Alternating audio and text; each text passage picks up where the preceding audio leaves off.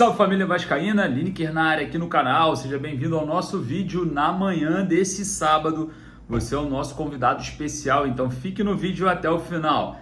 Preparado, torcedor, para mais um início de rodada? Exatamente. A 32ª rodada do Campeonato Brasileiro se inicia hoje e com um jogo muito importante visando a tabela de classificações do Clube de Regatas Vasco da Gama. Vamos falar sobre a abertura dessa rodada e também sobre o próximo jogo do Vasco contra o Botafogo em São Januário, já com ingressos esgotados, tanto para a torcida do Vasco, que tem 95% das cargas do ingresso, quanto para a torcida do Botafogo, que tem 5% da carga total de ingressos destinados a torcedores para essa partida. Vamos comentar sobre arbitragem e muito mais. Então, antes da gente começar, deixa o joinha que ajuda a gente pra caramba. Corre lá nos comentários para deixar a sua opinião, é a base aqui do nosso trabalho. Enfim, vamos começar a falar sobre a 32ª rodada. Hoje, às 19h30, o Grêmio recebe o Bahia.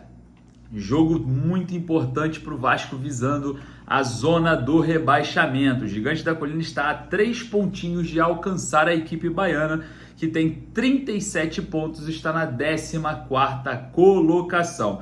Então, abrindo hoje a 32ª rodada, Bahia e Grêmio, Grêmio e Bahia na Arena do Grêmio. O Grêmio que está ali tentando lutar pelo título, né? Tá a 6 pontos do líder Botafogo e pode chegar a incomodar aí o rival do Vasco nessa rodada.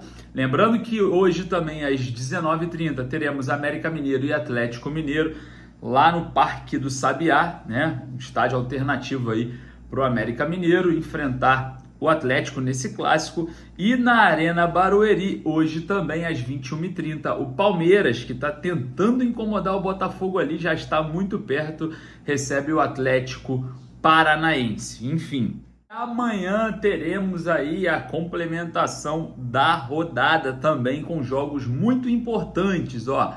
Começando no Nabi Abichedid, o RB Bragantino, que também está ali, ó, na busca, na caça pelo líder Botafogo, recebe o Corinthians, que tem 40 pontos na tabela de classificações na 12ª colocação, a 6 pontos do Vasco.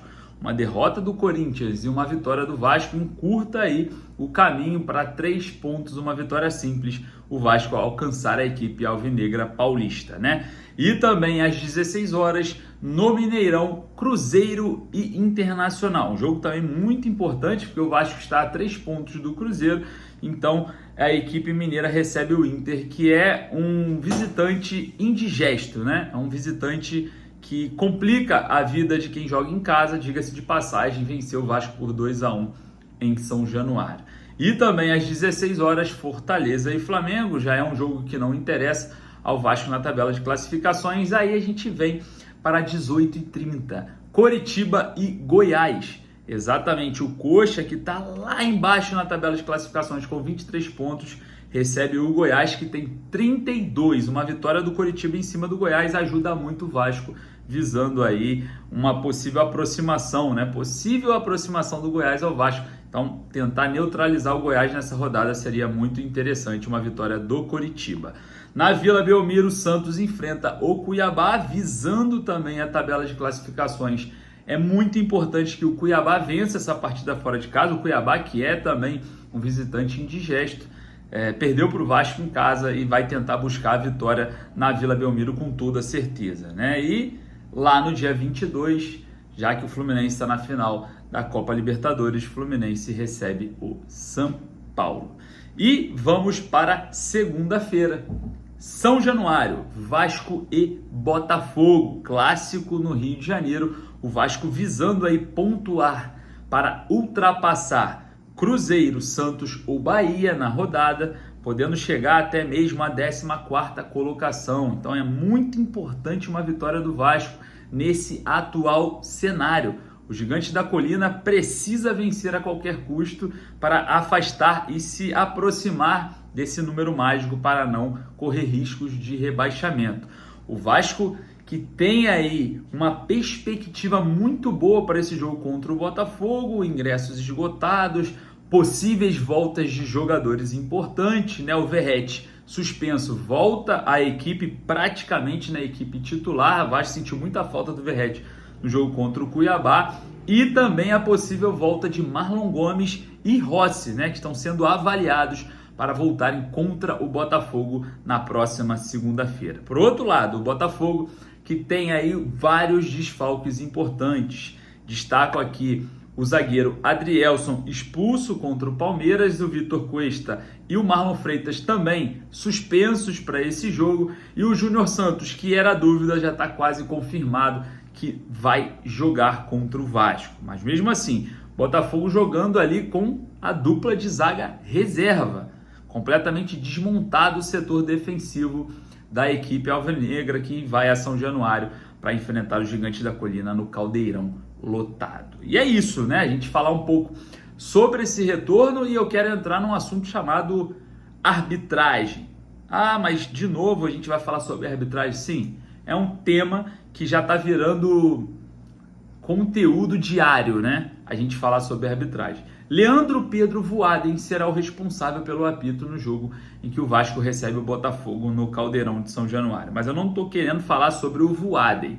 Eu quero falar sobre Wagner Riway, o VAR dessa partida, né? O Wagner Riway é o mesmo árbitro que apitou aquele jogo contra o Santos na Vila Belmiro, onde o Puma, no meu ponto de vista, não cometeu a penalidade, né? Foi um encontro ali até mesmo proporcionado pelo atacante do Santos, e o Wagner Riway, né, não respeitando a decisão de campo do Daronco, que estava muito próximo do lance, chamou ali o Anderson Daronco para ir até a tela do VAR e foi ali induzindo o árbitro a marcar uma penalidade completamente discutível, né? Então, mais uma vez, Wagner Riway, esse mesmo árbitro de vídeo que esteve na partida entre Santos e Vasco na Vila Belmiro com essas polêmicas, estará presente em São Januário para Vasco e Botafogo. Queria saber a sua opinião a respeito novamente sobre a arbitragem e, claro, falar um pouco também sobre o VAR, né, que é muito importante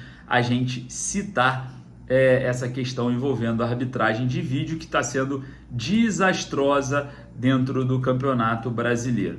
E após o Gigante da Colina enfrentar o Botafogo, o Vasco continua no Rio de Janeiro, já que a partida contra o Cruzeiro, que seria na rodada 33, foi adiada para o dia 22 de novembro. O Gigante da Colina permanece em São Januário para enfrentar o América Mineiro. Então, a sequência de 2 jogos seguidos aí, no dia 12 de novembro, o Vasco entra em campo novamente junto à sua torcida para, quem sabe, chegar aos 37 pontos contra o Botafogo e aos 40 contra o América Mineiro, né? Depois o Vasco joga 2 jogos fora, vai ao dia 22 enfrentar o Cruzeiro, depois vai a Curitiba enfrentar o Atlético Paranaense. Então, 2 jogos em casa para pontuar e 2 jogos fora muito complicados, mas diga-se de passagem, né? O Vasco, nos 2 últimos jogos fora de casa, conquistou 4 pontos. O empate contra o Goiás, que se transformou aquele empate ali em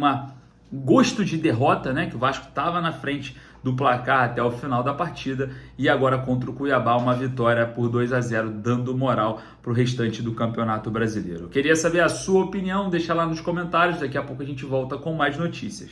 Forte abraço, saudações vascaínas.